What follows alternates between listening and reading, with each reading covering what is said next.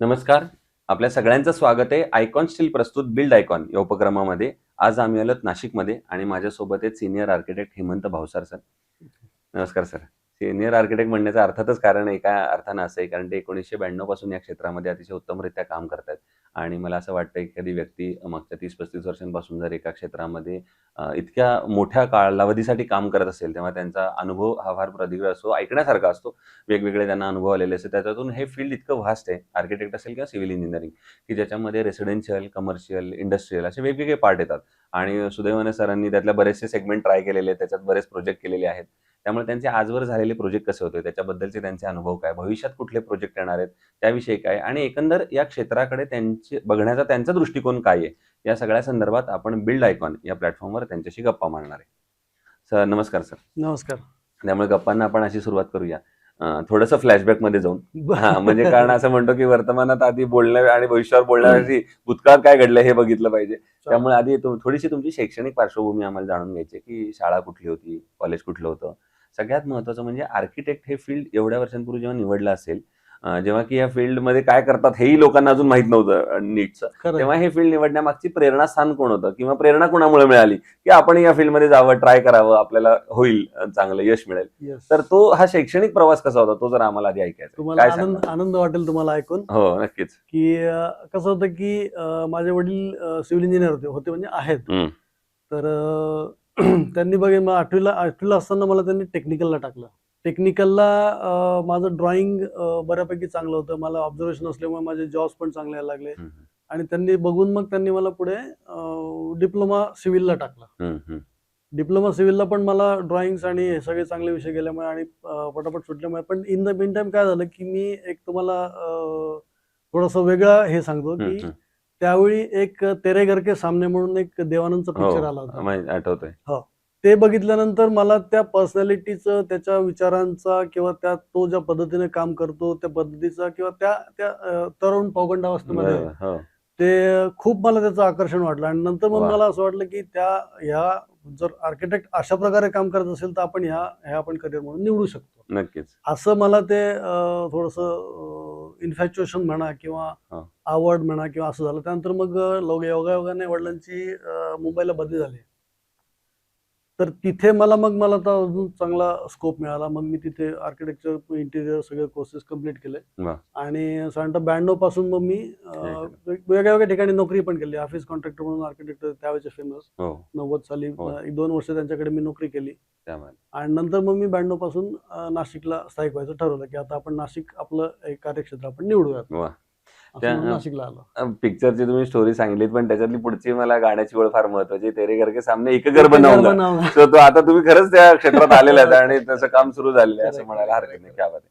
हा शैक्षणिक प्रवास झाला. त्याच्यानंतर तर तुमचा करिअर ग्राफ अजून वरती गेला. तुम्ही जे नावं घेतली हो, आताची हो, मोठी, हो, हो. ज्यांच्याकडे तुम्ही प्रॅक्टिस केली, हो, सर्व्हिस केली, हो, तो एक हो. वेगळा अनुभव हो, असतो. अगदी. जेव्हा तुम्ही नाशिकला परत आलात, त्याच्यानंतर खरं तर एका आर्किटेक्टसाठी एक स्ट्रगल चालू होतो. हो. कारण आता स्वतःचं नाव बनवायचं असतं. Correct. स्वतःचं नाव बनवण्यासाठी आधी काम मिळालं पाहिजे. बरोबर, तर बरोबर. तो प्रवास कसा होता आणि पहिला जो प्रोजेक्ट केला, तर त्याच्या वेळेला काय थोडंसं दडपण आलं, भीती वाटली, कारण सगळी जबाबदारी आपल्यावर होती. हं. तर तो एक अनुभव कसा होता पहिल्या प्रोजेक्टचा? कसं होतं की सुरुवातीला नाशिक नवीन आणि कुठलीच ओळख नव्हती हं.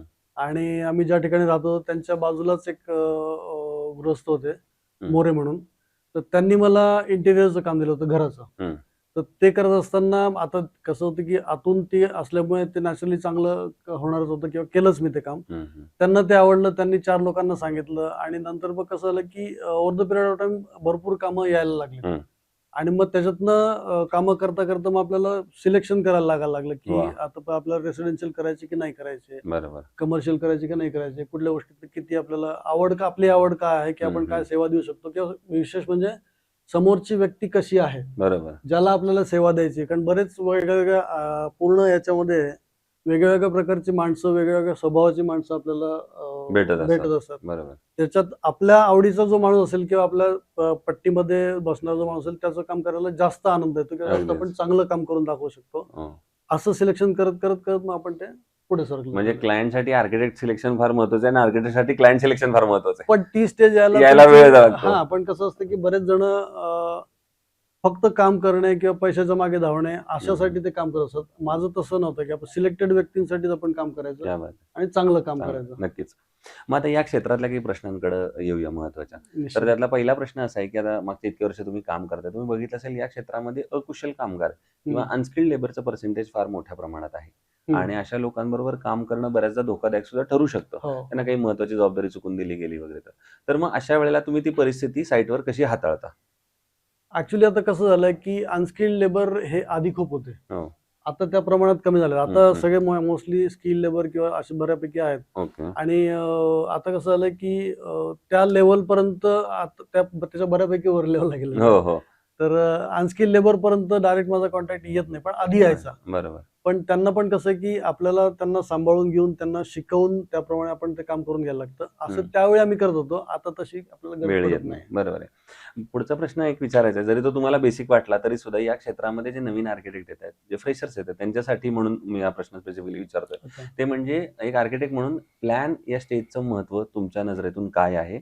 आणि प्लॅन या स्टेजवर म्हणजे जो आपला आराखडा रचना आहे, त्याच्यावर तुम्ही कसं काम करता? प्लॅन तर बेसिकली कुठलं पण आता नवीन कुठला जरी आर्किटेक्ट असेल, जो शिकलेला आहे किंवा शिकून आर्किटेक्ट होऊन आलेला आहे, त्याला प्लॅनचं महत्व माहिती असतं. हो. आणि त्याला पण जनरल माणसासाठी कसं असतं की जनरल माणसाला प्लॅन शिक्षित आर्किटेक्ट कडनं करून घ्यावा किंवा याच्याकडनं करून घ्यावा याच्याबद्दल थोडं कन्फ्युजन असतं. अगदीच. कारण पैशाचा प्रश्न असतो कधी बऱ्याच वेळा, की जर एखादा सुशिक्षित किंवा चांगला आर्किटेक्ट असेल तर तो जास्त पैसे तुमच्याकडनं चार्ज करतो, कारण त्याचा अनुभव आणि त्याचं ज्ञान तसं असतं.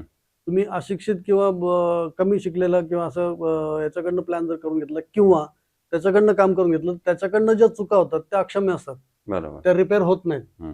आणि त्याचं नुकसान शेवटी मूळ मालकालाच असतं, जो बांधून घेत असतो घर. हो. तर ह्या कमीत कमी चुका व्हाव्यात किंवा कमीत कमी नुकसान व्हावं असं जर वाटत असेल तर आपण सुशिक्षित किंवा चांगल्या आर्किटेक्ट कडनं किंवा ज्याला बऱ्यापैकी याच्यातलं नॉलेज आहे अशाकडनं काम करून घ्यावं, असं माझं एक थोडंसं. अगदीच. तुम्ही आता रेसिडेन्शियलमध्ये पण काम केलंय, कमर्शियल इंडस्ट्री बरेच तुम्ही त्याच्या टाईप ट्राय केलेले आहेत. त्यातला एक कदाचित तुम्हाला असा कधी अनुभव आला असेल किंवा मोठ्या प्रोजेक्ट्समध्ये पण येत असेल, की बऱ्याचदा क्लायंट असं म्हणतो, की माझं बजेट थोडं कमी आहे किंवा इतक्याच बजेटमध्ये आता मला जास्त क्वालिटी एक्सपेक्टेड आहे. हे तर प्रत्येकाचंच असतं सर्वसाधारणपणे. तर मग अशा वेळेला एक आर्किटेक्ट म्हणून आयदर रेसिडेन्शियल असेल किंवा काही कमर्शियलमध्ये तुम्ही बजेट आणि क्वालिटी या दोन्हीचा बॅलन्स कसा करता मग अशा वेळेला? हो, आता अशा वेळी कसं असतं की बजेट कमी असतं असं बरेच क्लायंट्स म्हणतात.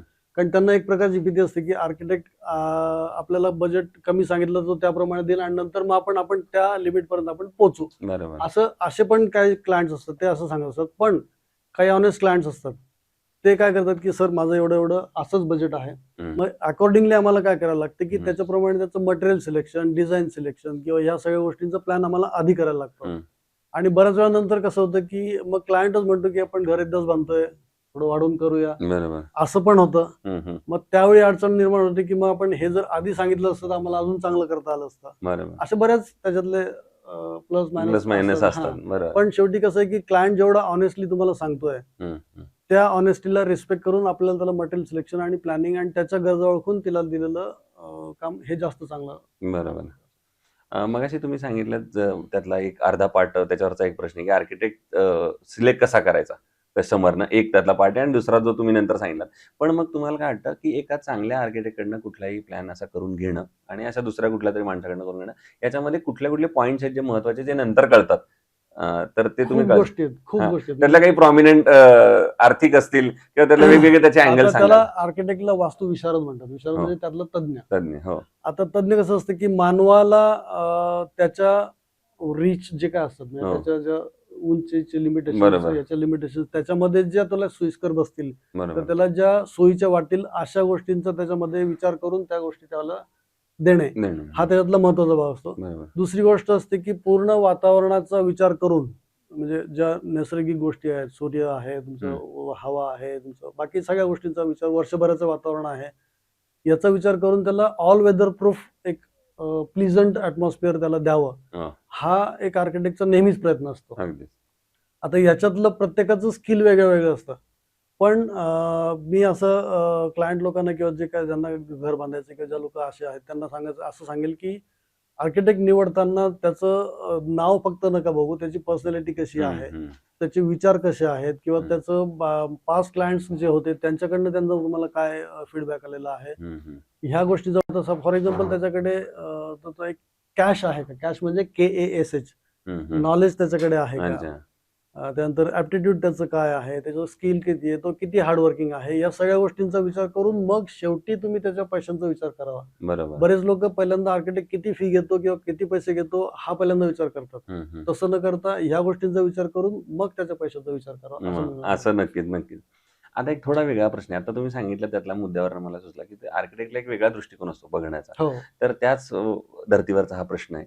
तो म्हणजे की नाशिक जिल्ह्याच्या विकासाचं व्हिजन एक आर्किटेक्ट म्हणून जर तुम्हाला विचारलं तर तुम्हाला काय वाटतं, आता प्रशासनानं कुठल्या क्षेत्रावर काम करण्याची गरज आहे तर येणाऱ्या 15-20 वर्षांमध्ये एक चांगलं नाशिक, बदलतं नाशिक, पुण्या मुंबईच्या कम्पॅरेटिव्ह एक नाशिक जर बघायचं असेल तर तुम्हाला काय वाटतं कुठल्या क्षेत्रावर आता काम जास्त झालं पाहिजे?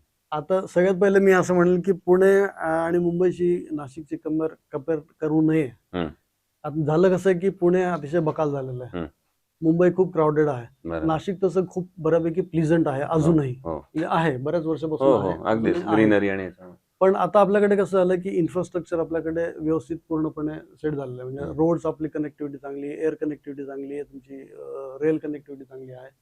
आपल्याकडे राहण्यायोग्य वातावरण असल्यामुळे आपल्याकडे रेसिडेन्शियल अपार्टमेंट्स पण खूप चांगल्या प्रकारे होत आहेत.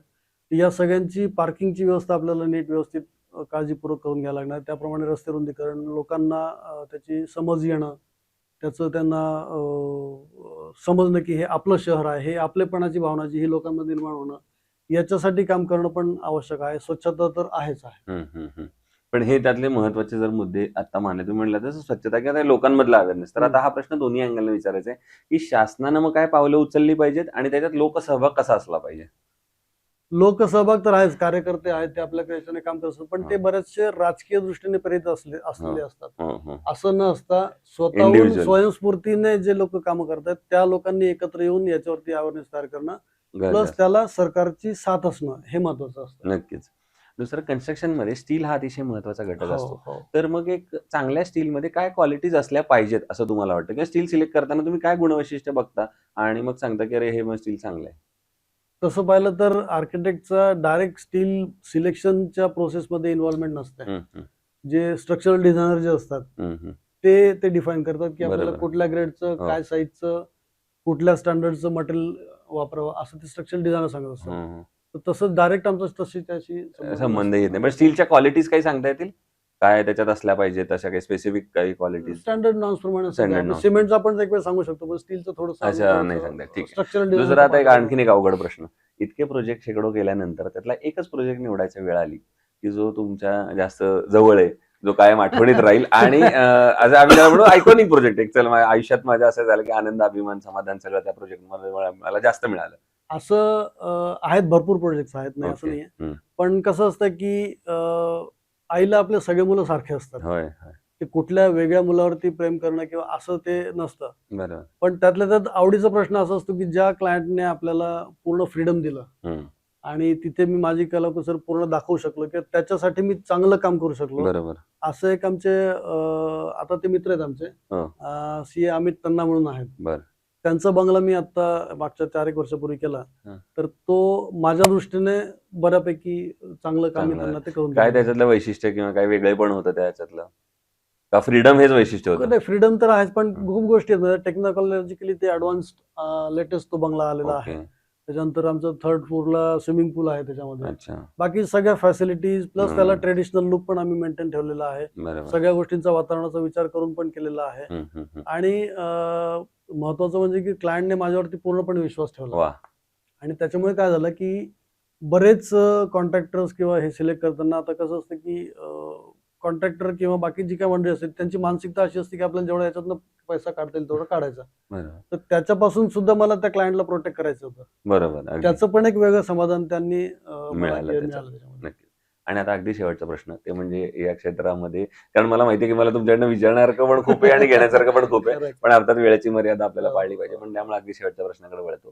ते म्हणजे या क्षेत्रामध्ये आता जी तरुण आर्किटेक्ट येत आहेत, आता जस्ट पास आउट होत आहेत किंवा जे आता प्रॅक्टिकली या क्षेत्रामध्ये पाय ठेवणार आहेत, त्यांच्यासाठी तुम्ही काय सल्ला द्याल किंवा तुमच्या यशाचा फॉर्म्युला काय सांगाल? फॉर्म्युला एकच आहे, हार्डवर्क. हम्म. आता कॉलेजला आपण जे शिकतो ते कॉलेजला शिकणं किंवा ते एक लिमिटेशन थेरॉटिकल किंवा तेवढं त्या विजन नसतं. पण तुम्ही जेव्हा शिकून झाल्यानंतर कुठेतरी जॉब करतात किंवा कुठेतरी अनुभव घेतात, तर त्या कुठल्या आर्किटेक्टच्या हाताखाली तुम्ही जो अनुभव घेतात हे पण महत्त्वाचं ठरतं, कारण त्याच्यावरून तुमची पुढची पॉलिसी ठरत असते. अगदीच. तर तो एखादा चांगला आर्किटेक्ट निवडून त्याच्याकडे तुम्ही काम करा, मेहनत करा हम्म. आणि जेवढं तुम्हाला ज्याच्यावर जीव काम करता येईल तेवढं काम करा, फळची अपेक्षा न करता. कारण हे तर ऑटोमॅटिकली मिळतं, मिळतं, नंतर बरोबर. आपोआप येतच ते कुठे जात नाही. पण तुमचं ॲटिट्यूड आणि तुमचं हार्डवर्किंग स्किल हे तुम्ही कंटिन्यू त्याच्यात मेंटेन ठेवायला पाहिजे. वा, क्या बात.